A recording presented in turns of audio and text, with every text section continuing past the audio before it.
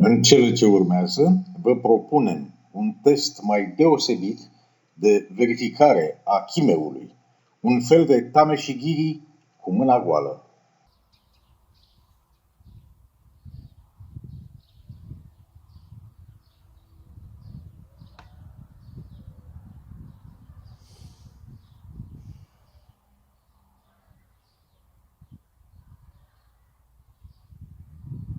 Se așează sticla cu mare grijă pe suport.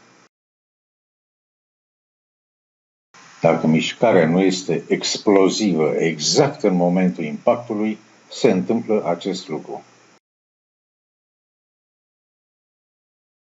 Exersăm de câteva ori ținta și explozia, după care